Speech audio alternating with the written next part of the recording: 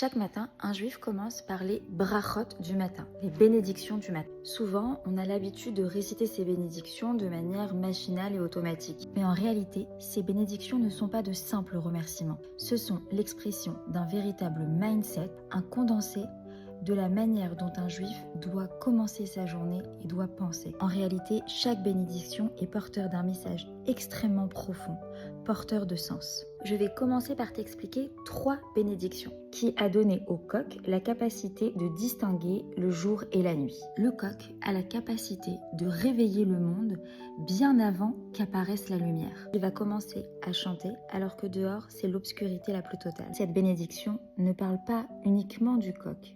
Elle parle du juif, de sa mission. Le juif ici remercie Dieu de voir au-delà des apparences, de ne pas s'arrêter à la surface du réel, de voir que derrière le visible, il y a forcément quelque chose d'invisible. Même lorsque le monde semble obscur, noir, laid, le juif dit qu'il existe une lumière cachée. Cette bénédiction entraîne l'esprit à chercher le sens, la profondeur, la vérité derrière ce qui est visible. Merci Dieu de ne pas m'avoir fait non-juive ou non-juif. Alors cette bénédiction, elle est souvent mal comprise, mal interprétée et on dirait que littéralement on a une forme de condescendance. En réalité, elle ne rabaisse absolument pas l'autre. Alors déjà, goy, goïm au pluriel, ça veut dire nation. Il n'y a absolument rien de péjoratif. En fait, cette bénédiction exprime un dialogue intérieur. Il faut que tu comprennes, être juif comprend une responsabilité. C'est porter le joug des mitzvot.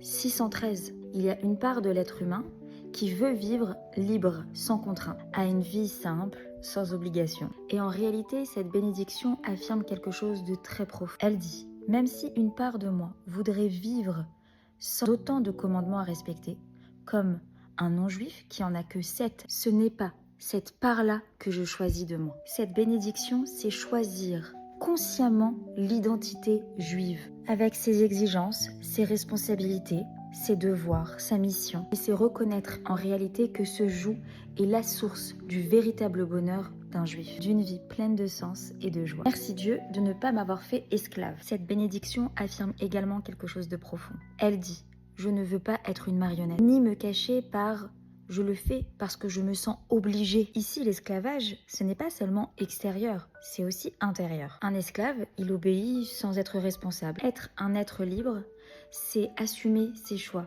assumer sa responsabilité et leurs conséquences. Être libre selon la Torah, ce n'est pas faire ce que je veux, mais c'est être acteur de sa vie, être responsable de ses décisions. Dans une prochaine vidéo, on va tenter d'expliquer cette bénédiction. Merci mon Dieu de ne pas m'avoir fait femme.